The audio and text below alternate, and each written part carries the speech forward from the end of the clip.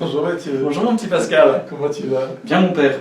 Bonjour à vous tous. Frères et sœurs, Pâques à la maison vidéo 32. Padam padam pam pam. Aujourd'hui, nous avons un sujet extrêmement sérieux. Sérieux? Ok. Et si on parlait de la prière, hein, Exactement. mais la prière de demande. La prière de demande, la prière d'intercession. Parce que de temps en temps, eh bien, nous avons des gens qui viennent nous voir en nous disant « Mon père, j'ai beaucoup prié pour telle personne et elle est quand même morte. Depuis ce temps-là, je ne crois plus en Dieu. » C'est quand même une question très sérieuse. Mais on a aussi des paroissiens qui nous disent, par exemple... J'ai beaucoup prié et en fait, je m'aperçois que Dieu, il répond pas à mes demandes. Exactement. Telle personne est toujours malade, telle personne n'a pas résolu ce problème dans sa vie, telle personne est en difficulté. Et on prie, on a l'impression que Dieu ne répond pas. Exactement. Et c'est des questions qui nous sont souvent posées. Oui. Et on sent derrière quand même une grande souffrance parce que au départ, il y a une vraie confiance Oui. en Dieu, mais et du coup, au bout, il y a une déception. Et souvent, la déception, elle vient aussi parfois du fait qu'on ne tient pas forcément dans la prière. Et on voudrait commencer par un texte du livre des rois, c'est l'Ancien Testament. En fait, Naaman le Syrien, c'est un Syrien qui s'appelle Naaman, il vient dans le pays des Hébreux, et puis il demande à ce que le prophète le guérisse. Enfin d'abord il va voir le roi, je passe les détails. Le prophète lui dit, c'est Dieu qui peut te guérir. Pour te guérir, il est atteint de la lèpre, donc c'est une maladie quand même assez qui change notre quotidien. Si tu veux guérir, va te baigner 7 fois dans le Jourdain. Et le grand général Naaman le Syrien, il dit, bon, quand même pas, c'est trop facile, je vais pas le faire et tout ça. Puis alors il y a une petite servante hébraïque qui arrive, ah, Monseigneur, si on vous avait demandé quelque chose de dur, vous l'auriez fait. Si c'est quelque chose de facile, faites-le. Alors le gars il y va, pouf, il se baigne 7 fois dans le Jourdain, et clac, sa chair redevient net, clean, il est guéri. Alléluia. Qu'est-ce que ce texte nous enseigne? Dis-nous tout. Eh bien, que le chiffre 7, c'est le chiffre de la perfection, de la plénitude. C'est pour ça que je suis né un 7 avril. Padam, padam, pam, pam, pouf, plénitude. Et alors, ça veut dire qu'il ne faut pas se décourager dans la prière, quand on va vers Dieu pour demander une guérison ou pour demander une grâce, ne pas se décourager. 7 fois, ça veut dire tout le temps. Vous vous rappelez, Jésus à un moment, il dit, pour pardonner 77 fois 7 fois, ça veut dire tout le temps. Pardonne sans cesse, demandez sans cesse, ne pas se décourager. Un coach dirait, on ne lâche rien. Voilà. Et on pourrait même dire que la manière de demander peut parfois être beaucoup plus simple que ce qu'on pense. On voit bien pour Naaman.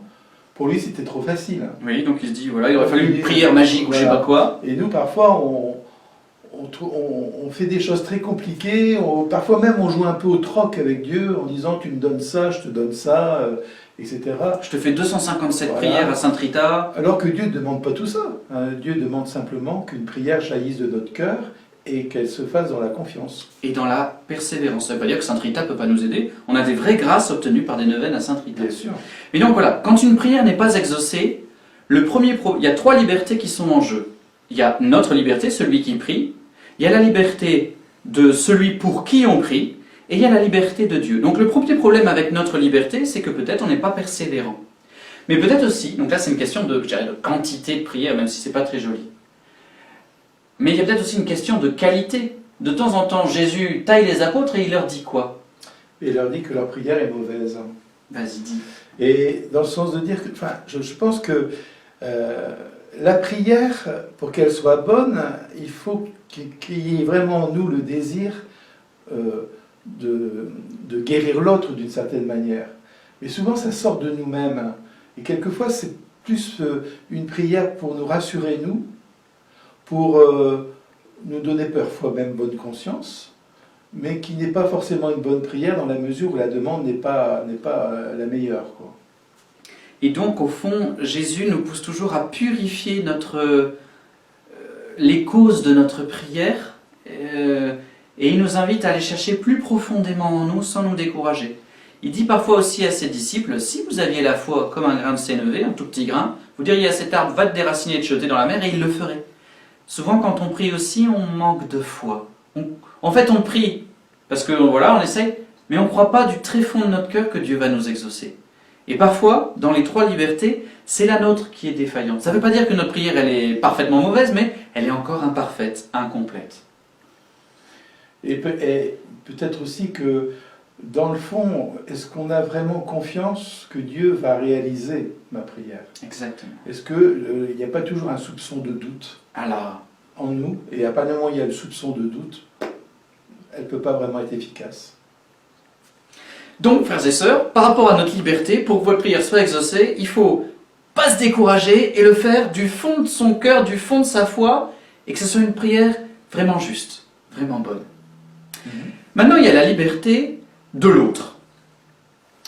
La liberté de l'autre, c'est-à-dire je peux prier pour quelqu'un, il peut y avoir des grâces qui lui sont données, et qui en fait, lui n'en veut pas, ou ne les repère pas, ou ne les voit pas, et du coup, ça ne peut pas agir.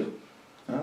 Et ça veut dire que ma prière, moi, si je veux quelque chose pour l'autre, il faut aussi que l'autre le veuille. Sinon, je veux dire, ça ne peut pas être efficace d'une certaine manière. Oui. Par exemple, si je prie très fort pour que le Père Pascal se mette au catch, je peux prier de tout mon cœur, parce que je me dis ça va lui faire du bien, ça va le défouler et tout ça, et puis ça peut amener un peu de joie à tout le monde. Mais c'est sa liberté, je peux prier très très fort, si lui n'a pas envie, ça ne se fera pas. Et vaut mieux pas j'en ai envie, parce que qu'est-ce que tu prendrais après? Il y a des prières qui sont... voilà. Mais par exemple, vous voyez, dans nos familles ou dans nos amis ou les personnes pour qui on prie, si une personne est malade, on prie très fort pour elle, mais qu'elle ne va pas voir le médecin, Dieu ne va peut-être pas intervenir parce que la personne ne fait pas ce qu'il faut pour elle. Ou alors si elle ne se prend pas en main sur tel ou tel ou tel point, voilà, Dieu envoie des grâces, mais la personne en face pour qui on prie ne réceptionne peut-être pas les grâces que Dieu lui envoie. Alors on prie plus fort pour que la grâce soit plus forte. Et parfois il y a l'inverse, il y a des gens qui nous disent « priez pour moi ». Ça veut dire que dans la mesure où on demande à quelqu'un de prier pour lui, je veux dire, il y a une espèce de connexion qui se fait entre celui qui prie et celui qui a fait la demande. Et là, je pense qu'il y a vraiment des choses extraordinaires qui peuvent se passer. Parce qu'on est plus fort ensemble. Quand on est deux, par exemple, si Pascal et moi, on prie pour moi parce que j'ai tel problème, Dieu nous entendra davantage et on sera plus fort pour que je change de cœur et que je devienne meilleur. Exactement. Donc, ça peut être notre liberté qui est défaillante. Ça peut être la liberté de la personne pour qui on prie. Est-ce que la liberté de Dieu peut être défaillante? Non, Dieu c'est un Père. C'est un Père. Alors, Mets tes lunettes, hein. Mets tes lunettes. Mes lunettes. Bah bien. Toi, tu fais le genou sans tes lunettes. Voilà, c'est ça. Moi, il est fou. Alors. Donc Luc, chapitre 11. Voilà. Moi, je vous dis, demandez, On vous donnera, cherchez, vous trouverez, frappez. on vous ouvrira, En effet, quiconque demande, reçoit, qui cherche, trouve, à qui frappe, on ouvrira. quel père parmi vous, quand son fils Lui demande un poisson lui donnera un serpent, au lieu du poisson. on lui donnera un scorpion. Quand il lui demande un œuf, Si donc vous, qui êtes mauvais, vous savez donner de bonnes choses à vos enfants, combien plus le Père du ciel donnera-t-il l'Esprit Saint à ceux qui le lui demandent? Frères et sœurs, Dieu est un bon Père. Si vous lui demandez le bonheur, il ne va pas vous donner un scorpion. Si vous lui demandez un œuf, il vous donnera un œuf. En fait, Dieu est Père. Jésus le martèle. Vous avez vu, l'Évangile répète au moins 10 fois la même chose. Si vous demandez, vous recevrez. Et Dieu est bon, Dieu est bon, Dieu est bon. Amen. On a répété pendant des heures. Dieu est Père. Et Dieu est Père. Dieu est Père. Voilà. Et je crois que si on... Je crois que ce qui est important dans la prière, c'est de durer, de persévérer. C'est pas une petite prière comme ça en passant. On se débarrasse de Dieu. Voilà. Moi j'aime beaucoup par exemple l'idée, vous savez, du cierge qu'on allume dans l'église. Parce qu'en fait, quand les personnes viennent allumer un cierge à l'église, la tradition dit que, en fait, tant que le cierge brûle, la prière de la personne continue. Et moi, j'aime beaucoup cette image. Et quand je rentre dans l'église et que je vois toutes ces bougies allumées, je me dis, derrière chaque bougie, il y a une prière, il y a une demande. Et moi, je prie en lien avec ces personnes en disant, mais Seigneur, écoute la prière. Et comme tu es un bon Père, tu sauras sûrement trouver le moyen de l'exaucer d'une manière ou d'une autre. Ça, c'est le premier aspect, Dieu est Père. Donc la liberté de Dieu.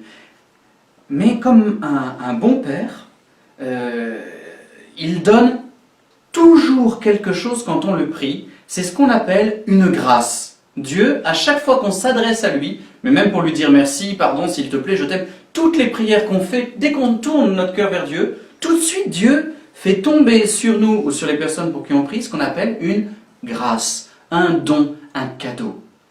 Et cette grâce, eh bien, parfois, elle est l'exaucement exact de ce qu'on demande. Il y a des guérisons physiques, il y a des guérisons spirituelles, il y a des gens qui trouvent leur bonheur, leur marié, leur travail, la guérison. Enfin, oui, ça existe vraiment, on a plein de témoignages. Mais le plus souvent...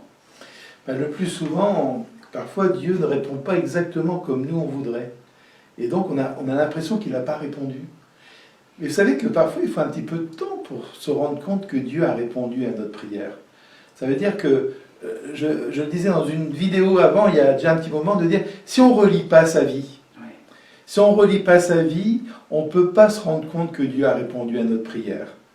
Et souvent on s'aperçoit en relisant notre vie que tiens, par une personne, par une parole, par un geste, et ben pour en finir, il a répondu à ma prière. Pas tout à fait de la manière dont moi j'aurais voulu, mais parfois c'est encore mieux que ce que j'aurais voulu. On a parlé du Père. Le Père, le plus beau cadeau qu'il puisse faire, c'est l'Esprit Saint. Vous l'avez entendu. Si vous ne savez pas quoi demander ou comment le demander, c'est l'Esprit Saint. En fait, Dieu, il aimerait bien qu'on lui demande son plus beau cadeau, c'est-à-dire lui-même. En fait, Dieu a envie de se donner lui-même à nous. Dieu, il est amoureux. C'est comme un chéri. Il a envie de se donner lui-même.